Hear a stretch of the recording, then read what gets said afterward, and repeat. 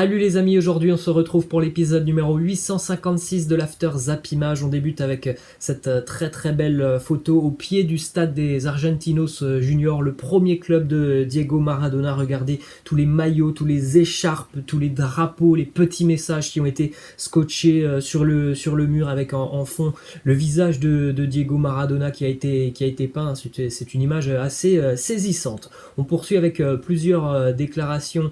Donc après le décès de la légende argentine, on a Samuel Eto'o qui nous dit Maradona a été une idole pour toute une génération et il en sera de même pour les générations futures. Ce qu'il a fait dans le football, il vient tout simplement d'une autre planète et les autres, nous sommes tous derrière lui. Ensuite, déclaration d'Eric Cantona qui nous dit Johan Cruyff, maintenant Diego Maradona, c'est simple, le football que j'aime n'existe plus.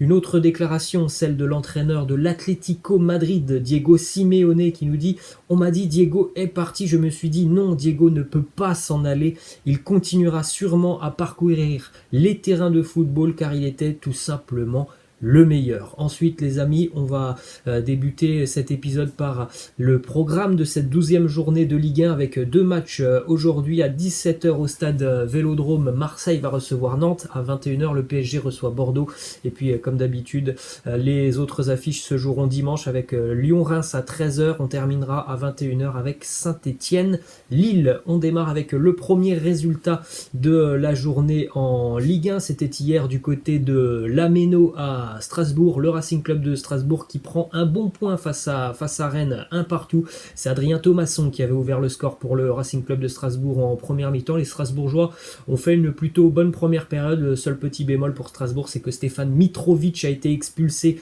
à la 40e minute, donc évidemment ça a été très très compliqué pour les Alsaciens. En seconde mi-temps, ils ont énormément souffert. 15 tirs pour les Rennais en seconde mi-temps contre 2 pour Strasbourg.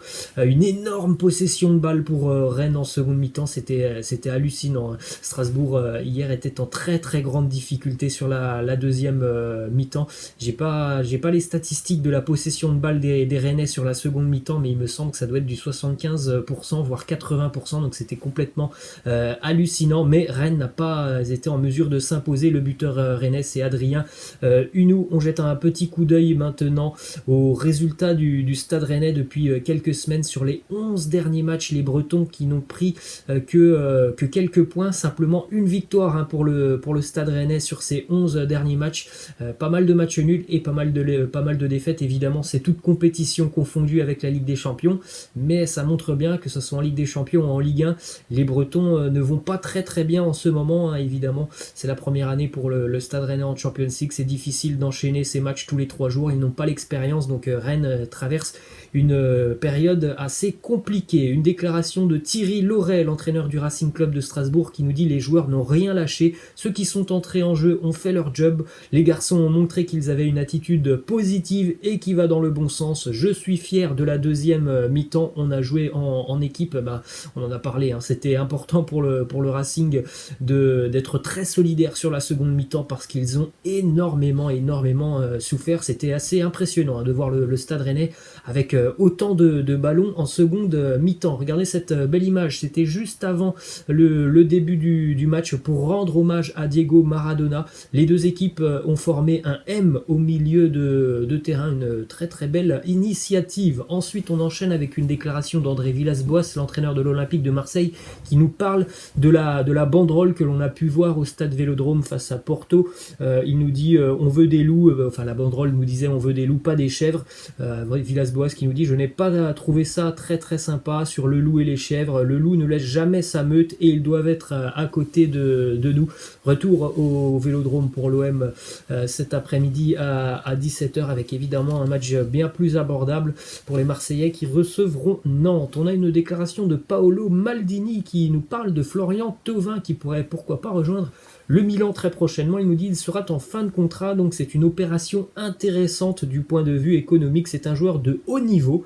Il n'a pas le même profil que nos recrues sur les 2 dernières saisons du fait de son âge, mais on sait que la bonne formule de notre équipe est d'avoir un mélange de jeunes joueurs et de joueurs d'expérience. C'est évidemment un profil que l'on suit attentivement. Donc on le sait déjà, le Milan est très intéressé par Florian Thauvin. On poursuit avec une déclaration de Pierre Ménès qui nous dit: le plus angoissant, c'est que l'OM soit en position d'être aussi bien classé en Ligue 1 alors qu'au niveau de la Champions League, ils sont mauvais. C'est un constat désolant pour les supporters de l'OM, mais aussi pour le foot français dans son ensemble. Évidemment, ça veut dire tout simplement qu'on ne travaille pas bien du côté de la France. Quand vous voyez Marseille qui fait des matchs très moyens en Ligue 1, être quasiment en première position parce qu'ils ont 2 matchs en retard et que si jamais ils gagnent ces 2 matchs, ils seraient à égalité de points avec le PSG. Et quand vous voyez la différence abyssale entre le niveau de l'OM en Ligue 1 qui arrive à gagner ses matchs en ne jouant pas très bien et qui est donc à chaque fois battu en Ligue des Champions, ça montre à quel point quand même la Ligue 1 est en retard par rapport à d'autres championnats. Une petite info mercato qui concerne l'Olympique de Marseille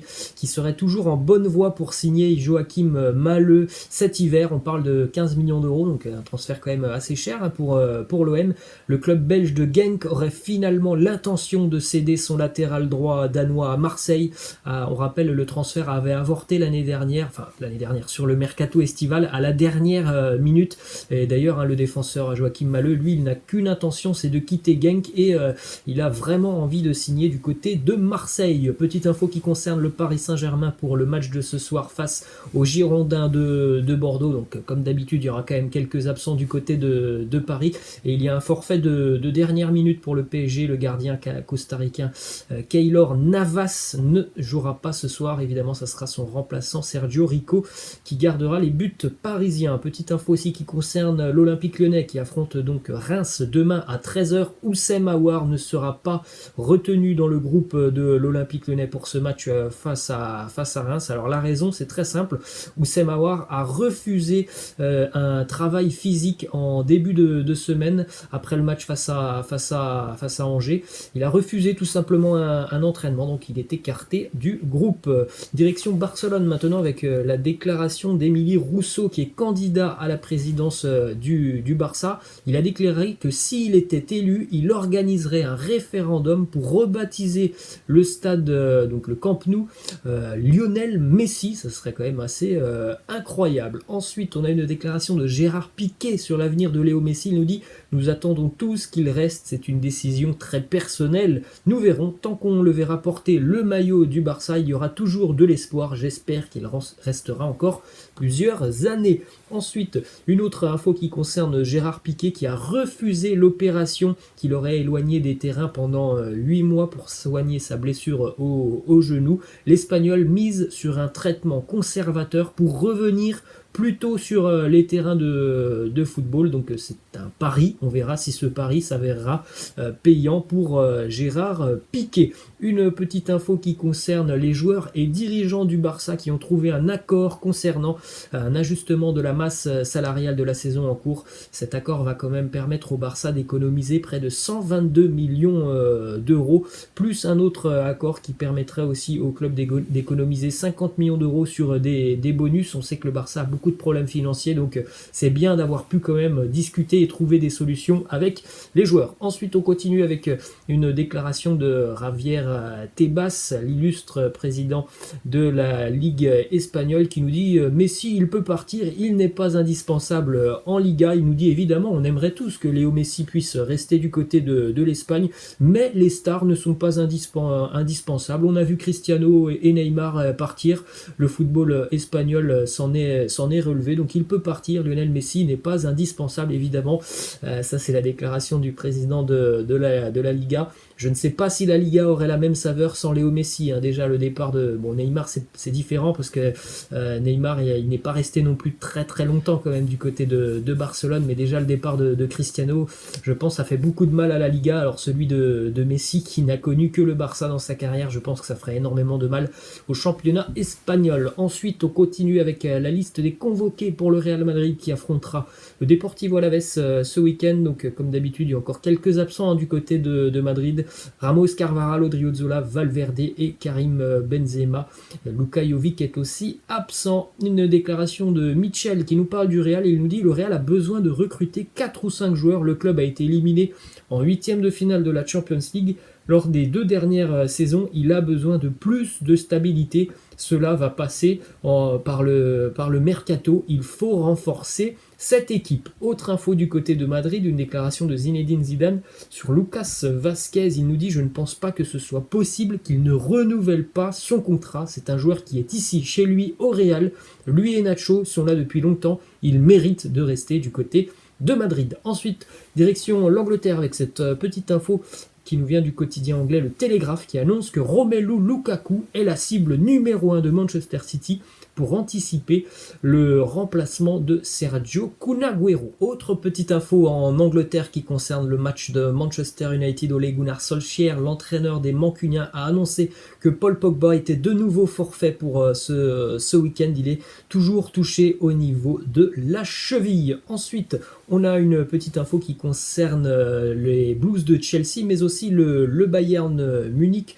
On rappelle que normalement, David Alaba va quitter le club dans quelques mois à la fin de saison gratuitement. Il y a plusieurs clubs qui sont intéressés, évidemment. Quand le joueur est gratuit, il y a beaucoup de clubs qui vont se montrer intéressés. Et Pini Zahavi, l'agent qui est l'agent de David Alaba, prévoit d'entamer des discussions au mois de janvier avec Chelsea. Un Chelsea qui s'est déjà battu une équipe de rêve et qui va peut-être continuer à se renforcer sur les prochains mercato. Évidemment, Chelsea n'est pas la seule option pour David Alaba. Il y a aussi par exemple le PSG, la Juve en Italie, même le Real Madrid. Une petite info qui concerne Joleon Lescott, l'ancien joueur de Manchester City, l'ancien défenseur des Citizens, qui vient de s'engager en Espagne du côté du Real Murcie. À noter que le club espagnol de Murcie va tenter de recruter Samuel Eto'o, qui est pour le moment retraité. Et bien, le club espagnol espère faire sortir de sa retraite Samuel Eto'o. Une petite info qui concerne le meilleur buteur français actuellement sur ce début d'année. Il évolue en Bulgarie du côté du Tchernomor. Il vient d'inscrire hier dans l'après-midi un nouveau doublé. Son équipe s'est imposée 3-2. C'est son 15e but cette année en 14 matchs. C'est Mathias Coureur. Il est actuellement donc le meilleur buteur français dans toute l'Europe. On regarde le message que Mathias Coureur a posté sur les réseaux sociaux hier. Il a dédié sa victoire à l'un de ses anciens entraîneurs, mais aussi regardez le petit message: merci à tous pour votre soutien, la team parieur, je vous vois, parce qu'il y a énormément de personnes qui parient sur Mathias Coureur, parce que tout simplement il est très très bien coté. En général, ses buts sont cotés autour de 2 voire plus, et que tout simplement c'est un serial buteur du côté du championnat de Bulgarie. Donc il s'est fait une petite popularité sur les réseaux sociaux. On va terminer les amis avec cette petite question de fin. Parmi ces 4 attaquants, qui aurait le plus mérité de remporter un ballon d'or? Didier Drogba, Thierry Henry, Diego Maradona ou Pelé? Laissez-moi en commentaire votre choix. Les amis, je vous laisse et je vous dis à la prochaine. Ciao.